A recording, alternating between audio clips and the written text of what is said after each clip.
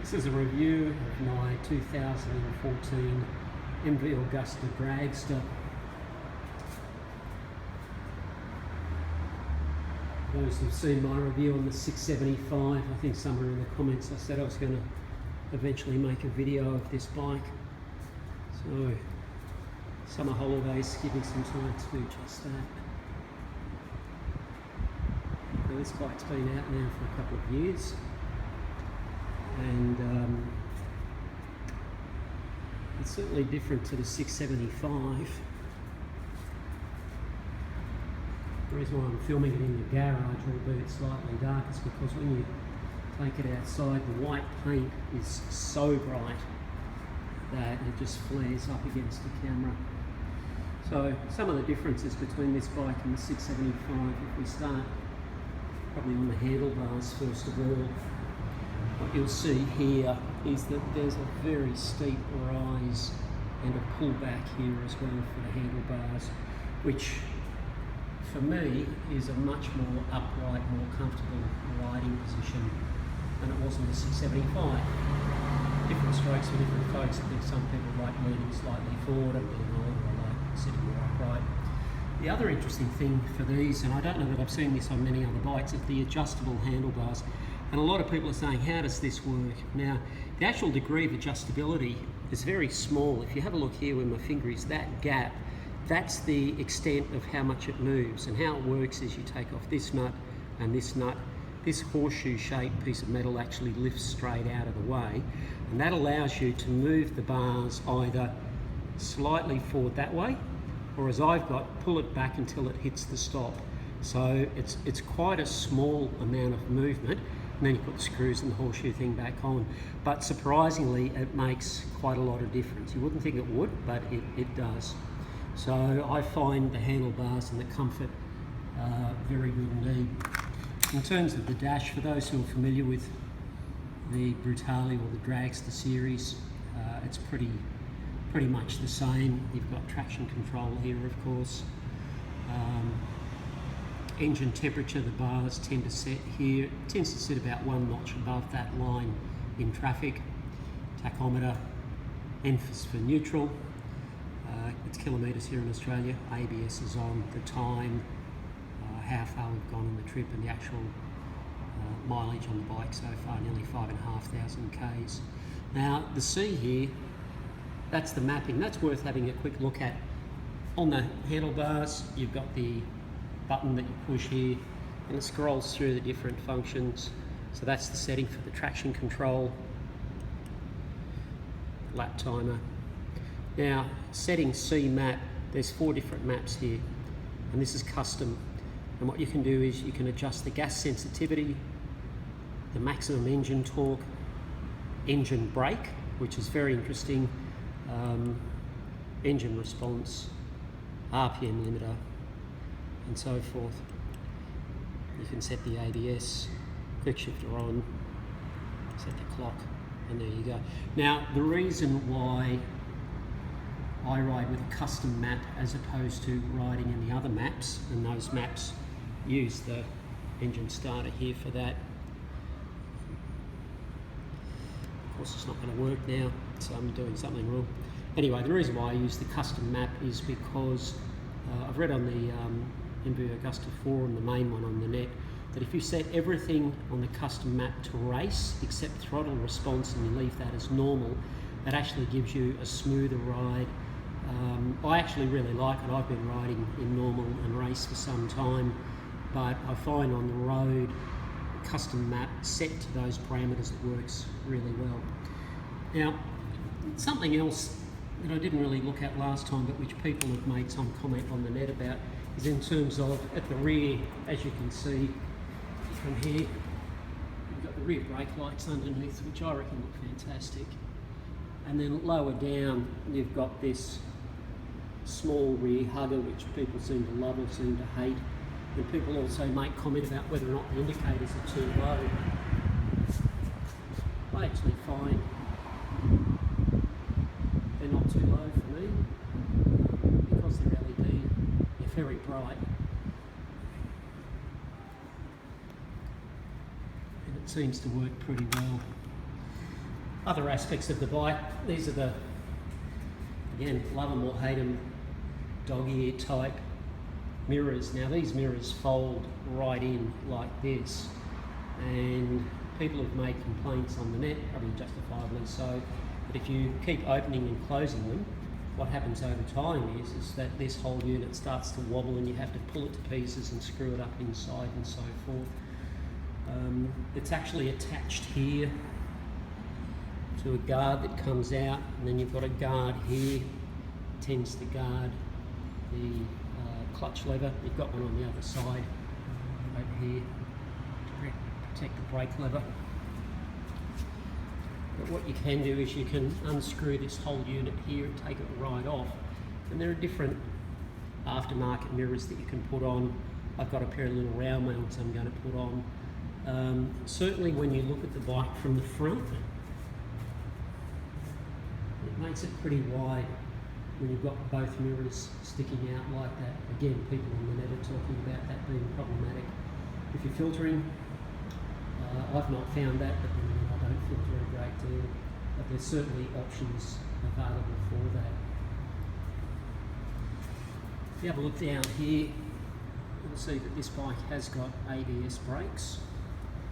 And I've never had a bike with ABS before, but I tell you what, I had a car pull out in front of me about 6 months ago. I was doing 80k an hour and it pulled out in front and fortunately stopped about halfway into the lane. I hit the brakes, you could feel the ABS juddering like that, and it probably saved me. So I can certainly attest to the value of the ABS on this bike. Again, very powerful brakes, lovely MV Agusta, trim. You've got all this lovely MV stuff all over it. And here, this is brushed aluminium. These are just stickers. And here you've got MV on the clutch cover, MV on the fuse box.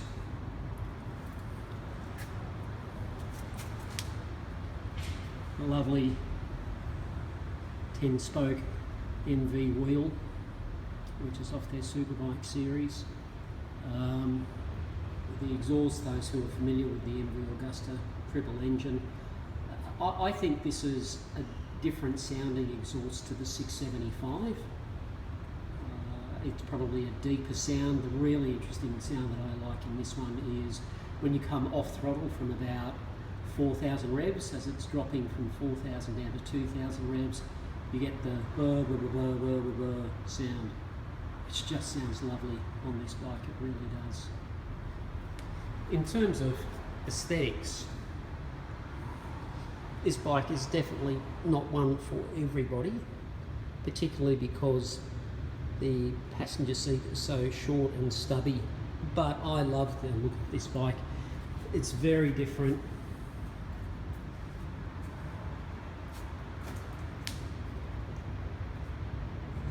It's always an exciting ride on this bike. If you're interested, you get a lot of looks as well. Most people stop and talk about it when you go to the petrol station.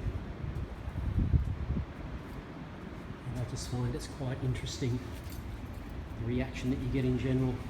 In terms of the actual seat, this seat is far comfier than the 675. That was like a rock. And I bought one of the little inflatable air seats, the little black ones that you can put, air hawk that you can put here. I've not really had to use that. I find that this is softer right out of the box, and if you ride with leathers as well, you'll find you get a bit more padding through the leathers rather than just riding with something like jeans. As you can see, there's not a lot of space from the end of the tank up here to the seat. I'm only 5'7". Personally, I think this bike is built for little people like me. If you're 10, 11, 12 stone and you're 6 foot tall, I think you're probably going to find that to be a little bit cramped. The other good thing about this seat though is for people with short legs like me, the distance between the seat here is very narrow, which means you can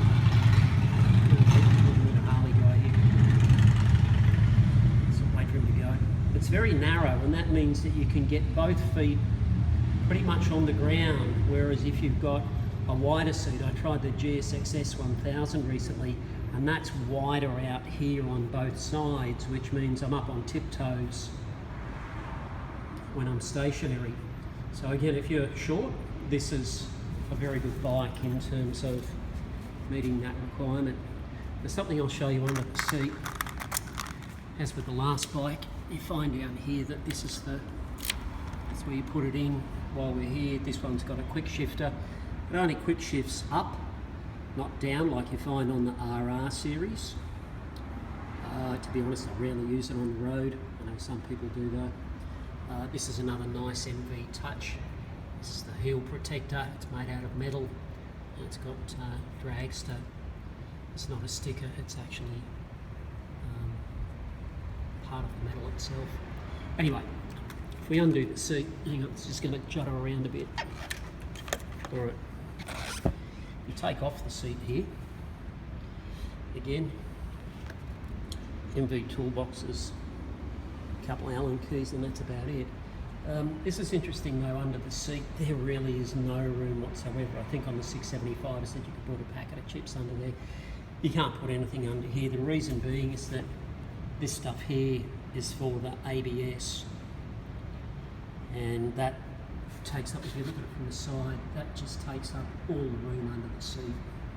But I'd rather have ABS than a packet of chips, if I'm honest. Again, this is the trickle charger here. That's the cover. I just put a bit of green tape on it so I can differentiate between it and the other one here, what they plug in to do diagnostics. Trickle charger sits there. Let's get the seat.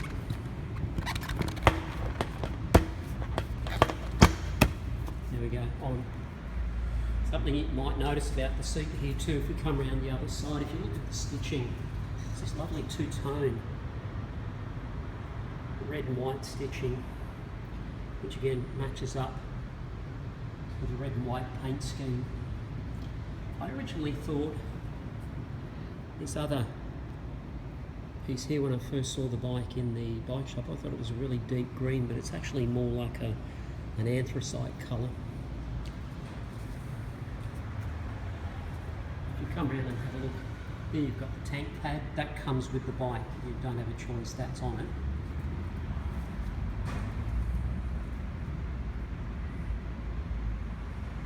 Decals there.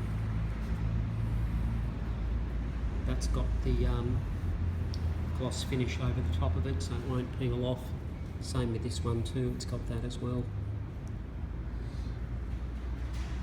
Personally, I just love this bike. There's nothing about it that I don't like. It's been really comfortable. The power, about 125 horsepower.